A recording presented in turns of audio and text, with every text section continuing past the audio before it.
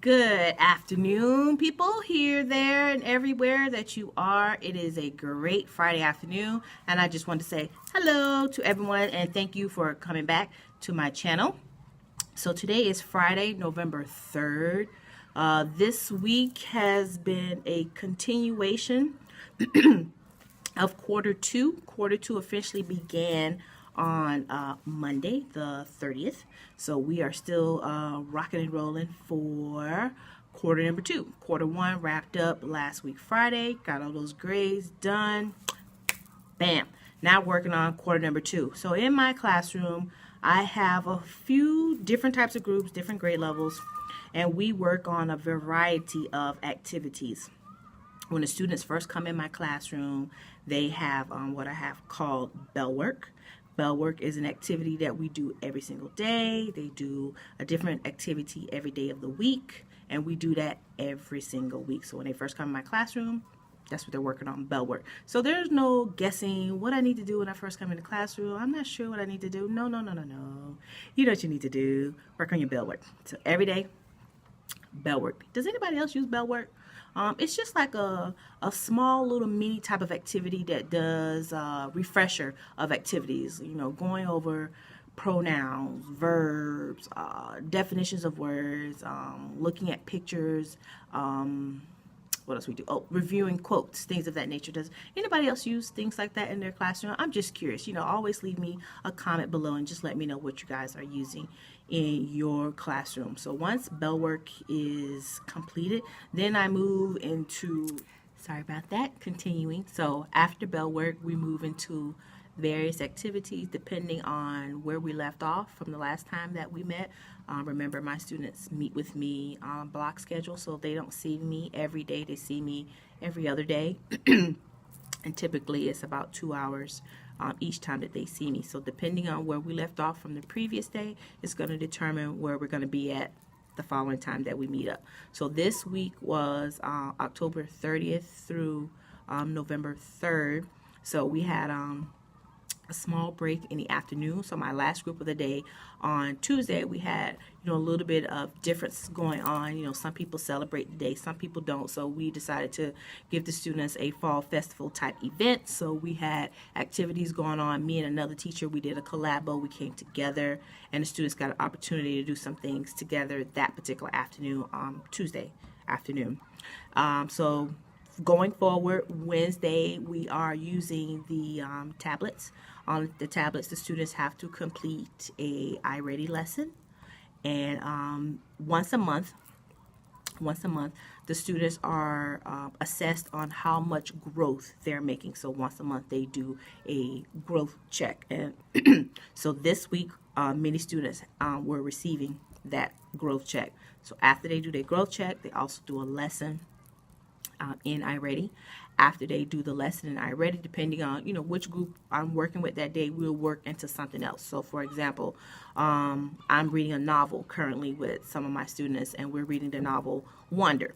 So Wonder is a really good novel. It's been going really well with the students. They're enjoying what they're reading about, what they're learning about, and getting the information from different perspectives. Not always the story's been told from one narrative type viewing or one narrative type perspective. So in Wonder, they're giving you a multitude of perspectives. So it's good for the students to see how that you can get a view on, say, school, but you can get the view from different people's point of view. You can get it from the student point of view. You can get it from a teacher point of view. You can get it from someone in administration's point of view. So Wonder has set up like that, that every time we read a part, it has a different viewpoint. So the students have been reading that with us, and as we're reading along, we have been doing guided questions. The students have to answer the questions, and we're just progressing right along throughout the book. So we're about midway, a little bit more than midway. I think we're on part 4 for the most part. So we're progressing right along. So we're on the downside of it. You know, we don't came up the hill and now we're going down. So that's where we are right now with the novel. Some of the other groups, we are using a textbook. The textbook that we use is called Florida Collections. I know many other counties use Florida Collections besides my county that I currently work in. So we are currently using the collections book. inside of the collections books, they have group stories in types of themes. So, you know, in one of the books, the first theme was like bold actions. One of the other books, I can't think off the top of my head, but, you know, all the stories were dealing with things that would be considered, you know, a bold action, something that someone had to do that would be kind of surprising to them. So we just got into collection 2, and particularly for a particular group, and we're doing the thrill of horror.